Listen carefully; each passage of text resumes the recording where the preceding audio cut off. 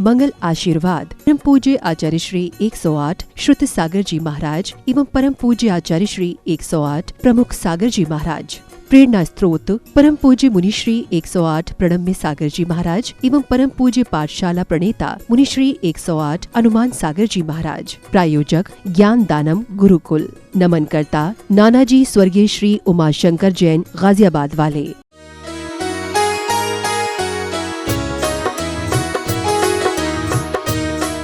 अभी तो telephone mobile के माध्यम से बता देते हैं कि आप जल्दी आओ, है ना। मुझे ना भूख लग रही ना प्यास, आपकी चिंता सताए जा रही है। तो विष सदृश लग रही है चंद्रमा की चांदनी कि जैसे जहर है ना। चंदन का लेप अग्नि का सा दाह उत्पन्न करता है। चंदन कितनी शीतलता देता है, परंतु रुक्मणी को कैसा लगता है कि अग्नि जैसा दाह, यानी अग्नि जैसा इसमें कितनी कठोरता है, कितनी उष्णता है, दहन करने वाला है। जो सुंदरता है चंद्रमा की चांदनी, वो लग रही है जैसे सांप का विष है। और चंदन का लेप क्या लग रहा है कि अग्नि जैसा बहुत उष्ण है। वह आप पर मन प्राण से आसक्त है। हे श्री कृष्ण नारायण, ये रुक्मणी तो मन से और प्राण से आपके ऊपर आसक्त है, इसमें कोई संशय नहीं है। वह आपके नाम की माला फेर कर ही जीवित है। कोई भगवान की माला फेरता है, कोई सिद्धों की माला फेरता है, कोई राम की माला फेरता है, तो कोई अपने पति की माला फेर रही है। कब मिलोगे कब मिलोगे, संसार चक्र है ना। अभी तो मनुष्य भव है, अभी थोड़ी ना इतनी आसानी से खत्म हो जाएगा। तो वह तो आपके नाम की माला ही फेर फेर कर जीवित है। अतएव आपसे निवेदन है कि आप इस संबंध में यथोचित प्रबंध करें। अब बस आपके पास भेजा है, वो बेचारी तो कुछ नहीं कर सकती। वो राजा तो है नहीं, ना प्रतापी है, वो तो एक युवती है, राजमहल में अंदर रहती है। वो क्या कर सकती है? तो आपके पास संदेश भेजा है कि आप यथोचित, यानी जो भी उचित हो ऐसा कुछ प्रबंध करें। आप शुभ कार्यों के कर्ता हैं, अतः राजकन्या रुक्मणी के कष्ट की निवृत्ति अब आपके ही हाथ में है। अभी रुक्मणी को श्री कृष्ण जी का कुछ पता ही नहीं है कि यहाँ से जाने के बाद नारद मुनि ने मेरा कोई चित्र बनाया होगा, श्री कृष्ण जी को भी मेरे बारे में मोहित कर दिया होगा। अभी तो दूत को अपना संदेश भेजा है कि भाई आप कुछ करें, वो तो आपसे मोहित हो गई है ना। अब आपके हाथ में है उसके कष्ट की निवृत्ति। बड़े कष्ट में है, रात दिन चैन नहीं, बस आप ही का माला फेरे जा रही है। श्री कृष्ण एवं बलदेव दूत के कथन को ध्यान पूर्वक सुनते रहे। श्री कृष्ण और बलदेव की मित्रता है ना, तो हर जगह कोई भी गंभीर बात है तो एक दूसरे के साथ ही सुनते हैं, इग्नोर नहीं करते। तो दोनों सुन रहे थे दूत की बात को। तदनंतर श्री कृष्ण ने प्रेम पूर्वक संबोधित करते हुए दूत से जिज्ञासा करी। अभी तक तो दूत बोल रहा था, अब श्री कृष्ण जी ने क्या किया, अपनी जिज्ञासा रखी। क्या रखी? अरे ये तो बतलाओ कि यदि मैं वहां जाऊं, सीधे जाने को तैयार हैं। भाई एक तरफा प्यार, दूत को तो लग रहा था कि एक तरफा चल रहा है। श्री कृष्ण जी तो मन ही मन लड्डू फूट रहे थे कि यहाँ भी आ गए वहां भी आ गए। तो मुझे सीधे डायरेक्ट पूछ लिया दूत से कि ये तो बताओ, यदि मैं वहां जाऊं तो ठहरने के लिए कौन सा उत्तम स्थान है, मुझे कहाँ ठहराओगे? कोई कमरा वमरा मिलेगा नहीं मिलेगा है? कोई किसी को पता नहीं चले और मैं वहां पहुंचूं तो कोई स्थान तो है तुम्हारे पास, जाऊं कैसे? नारायण है, अर्ध चक्रवर्ती है, 3 खंडों के राजा हैं, और दूत से कह रहे हैं क्योंकि प्रेम बस फंसे हुए हैं, डस लिया है, कामदेव के बाणों ने डस रखा है। कालिदास की भी कथा सुनी होगी ना, सर्प को जो है पेड़ समझ के नदी पार कर ली। ऐसी कितनी कथाएं। जब काम बाण डस लेता है तो व्यक्ति को कोई सुध बुध नहीं रहती कि वह क्या कर रहा है। नारायण से भी ऐसी गलतियां हो रही हैं, तो हम क्या चीज हैं। परंतु बाद में वो लोग, क्योंकि महापुरुष होते हैं, वो अपनी गलतियों को समय रहते ठीक कर लेते हैं, कल्याण कर लेते हैं, और हम उन गलतियों में ही रमण करते रह जाते हैं।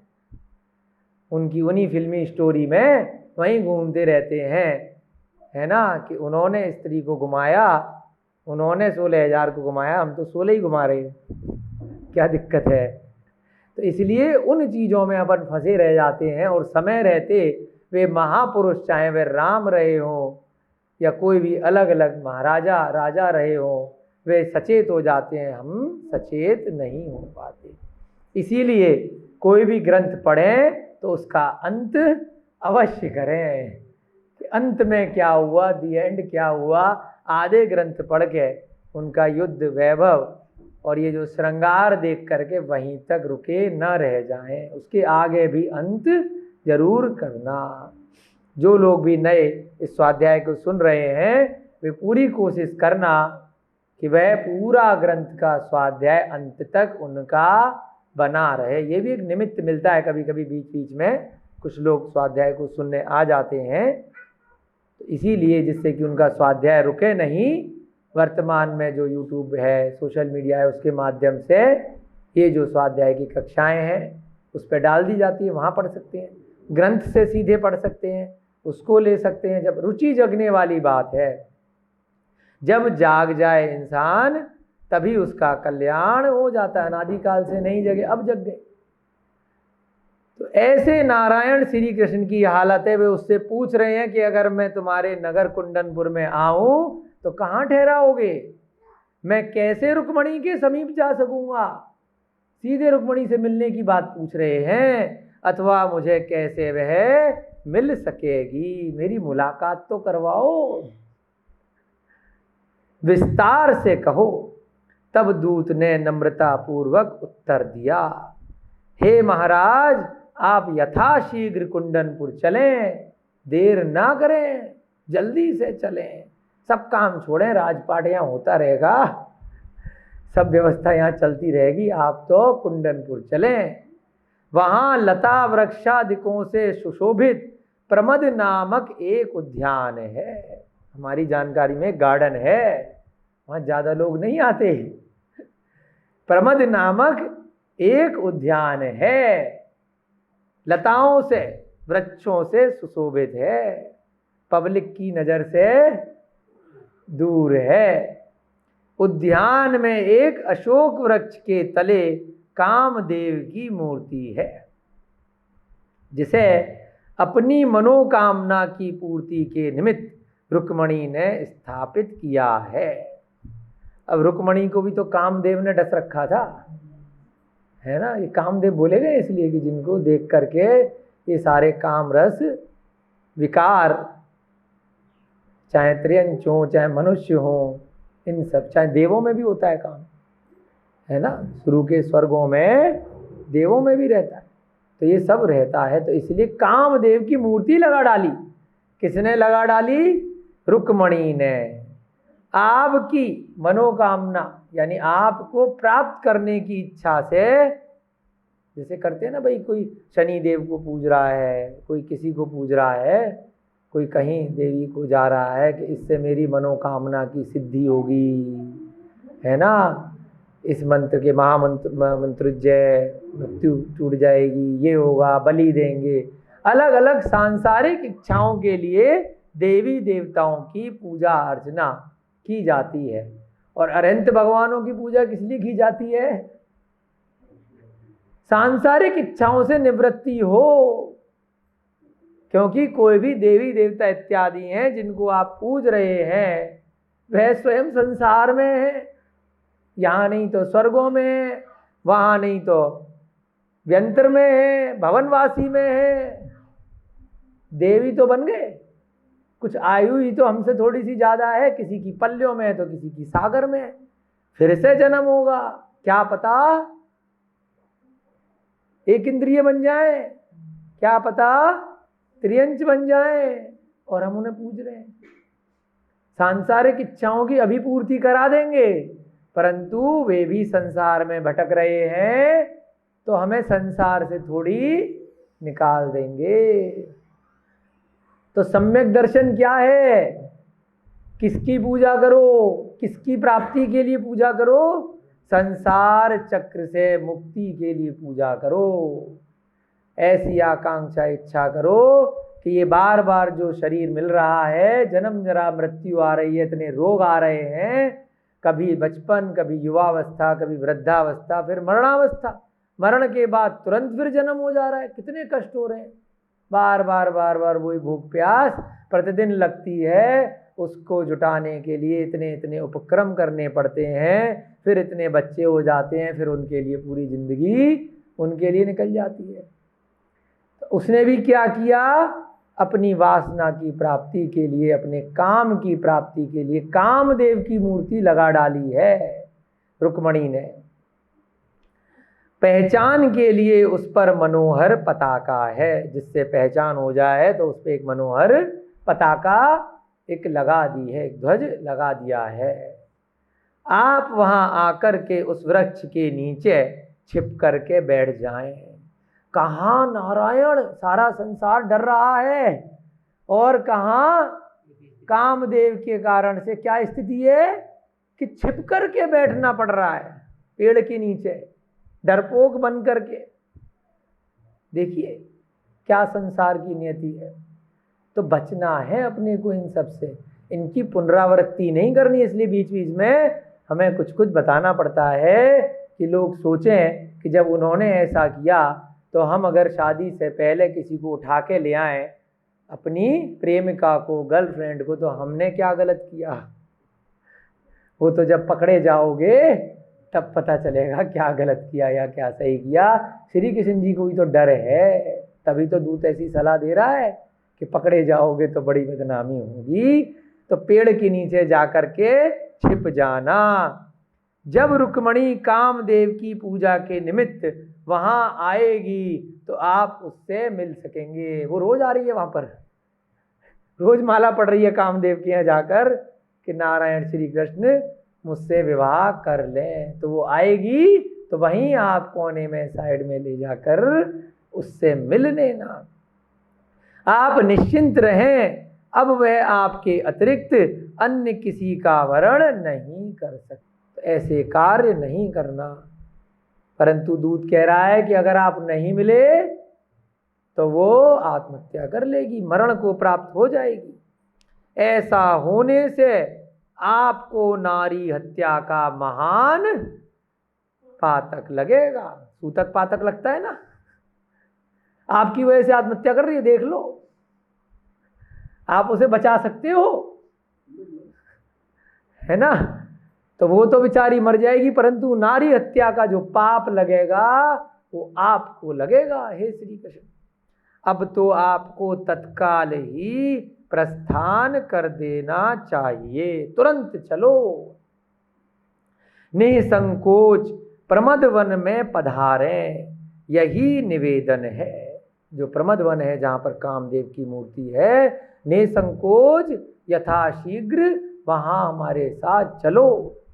इतना कहकर दूत ने अपने प्रस्थान की तैयारी की। श्री कृष्ण ने उसे वस्त्र आभूषणों से सम्मानित किया कि अच्छा प्रेम पत्र लेके आए हो, खाली हाथ नहीं जाना, कुछ वस्त्र, शॉल, कपड़े, आभूषण, रत्न इत्यादि दे करके सम्मानित करके उनको विदा किया। किसको? दूत को, जो रुक्मणी ने श्री कृष्ण जी के पास भेजा था।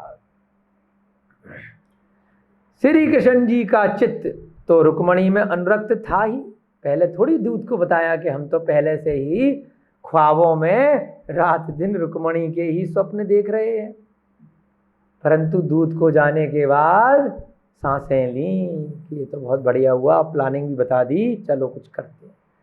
श्री कृष्ण जी का चित्त तो पहले से ही रुक्मणी में अनुरक्त था, अनुरक्त यानी कि उस पे मोहित था। दूत के गमनोपरांत वे दोनों भ्राता परस्पर कार्य सिद्धि हेतु युक्ति सोचने में संलग्न हुए। अब बड़े भाई हैं, खास दोस्त हैं बलभद्र, ठीक है कोई बात नहीं, हम तुम्हारी सहायता करेंगे, कोई टेंशन नहीं लेने, हम बैठे। तो वो भी लग गए प्लानिंग बनाने में। उन्होंने विचार किया कि यह समस्त वृतांत किसी भी प्रकार सत्यभामा को ज्ञात न हो, क्योंकि वह विद्याधर की पुत्री है। सत्यभामा कौन है? उड़ सकती है, कहीं पर भी अगर खबर भेज दी कि तुम दूसरी बीवी लेने जा रहे हो तो लाने नहीं देगी, है ना। तो अपनी पत्नी से भी छुपा लेना। ऐसा बलभद्र ने कहा भैया लेने तो जा रहे हो, कुछ गड़बड़ करने जो शास्त्रोक्त नहीं है, सही तरीके से नहीं है, क्योंकि दूसरे से विवाह तय हो गया है और आप जाकर के पेड़ के पीछे छुप करके जो अनुक्रम करने जा रहे हो, सत्यभामा को, तुम्हारी पत्नी को पता नहीं चल जाए, फिर कुछ नहीं कर पाओगे, है ना, कि कोई पहचान नहीं ले। भाग रहे हैं, बताओ, रात में निकल रहे हैं, तीसरे पहर में जब सारा नगर सो रहा है, क्या काम बाढ़ है। सोचिए कि क्या स्थिति हो जाती है। रात्रि के अंतिम पहर में द्रुतगामी, द्रुत माने बहुत तेज भागने वाले रथ बुलाए जो जल्दी से पहुंचाए, कुंडनपुर के लिए प्रस्थान कर दिया। श्री कृष्ण जी का चित्त तो रुक्मणी में आसक्त था ही, उनके लिए धैर्य धारण के अतिरिक्त अन्य कोई संबल नहीं था। भाई पहुंच जाएंगे, अब टेंशन में रास्ते में, जब तक गंतव्य स्थान तक नहीं पहुंचता व्यक्ति तब तक क्या होता है, धैर्य नहीं होता। कब पहुंचेंगे, कब पहुंचेंगे, ट्रेन कब पहुंचेगी, हवाई जहाज कब पहुंचेगा। जैसे कोई रोगी हो, हॉस्पिटल ले जाना हो, जल्दी पहुंचो जल्दी पहुंचो, रास्ते में जाम लग रहा है। तो ऐसी स्थिति श्री कृष्ण जी की हो रही है, धैर्य धारण नहीं कर पा रहे हैं, संबल नहीं है। प्रत्येक कला में निपुण दोनों भ्राता श्री कृष्ण और बलदेव द्रुतगामी रथ द्वारा प्रमद नामक उद्यान के समीप जा पहुंचे। अब फाइनली पहुंच गए प्रमद उद्यान में। कुंडनपुर की रमणीकता को देखकर श्री कृष्ण के हृदय में भांति भांति के संकल्प विकल्प होने लगे। इतना सुंदर नगर है ना, एक को दूसरे का नगर पसंद आता है, जबकि स्वयं की द्वारका नगरी किसी से कम नहीं थी। आप लोग, हम लोग भी जाते हैं ना कहीं घूमने के लिए, जबकि अपना देश, अपना नगर, यहाँ पर भी लोग घूमने आते हैं दूर विदेश से।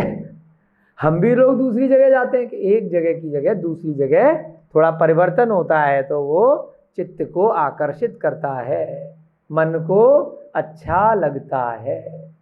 इसीलिए जब परिग्रह परिमाण व्रत किया जाता है और साथ में अन्य व्रत किए जाते हैं, दिग व्रत, देश व्रत, तो उसमें क्या कहते हैं भाई, सीमाएं कर लो। जय बोली प्रद्युम्न कुमार की जय। बोलिए इस युग के प्रथमाचार्य श्री चारित्र चक्रवर्ती आचार्य भगवान श्री शांति सागर जी महाराज की सभी को जय जिनेन्द्र।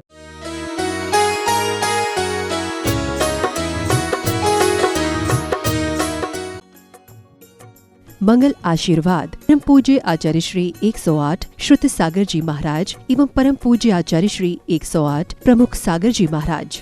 प्रेरणा स्त्रोत परम पूज्य मुनि श्री 108 प्रणम्य सागर जी महाराज एवं परम पूज्य पाठशाला प्रणेता मुनि श्री 108 हनुमान सागर जी महाराज। प्रायोजक ज्ञान दानम गुरुकुल। नमन करता नानाजी स्वर्गीय श्री उमाशंकर जैन गाजियाबाद वाले।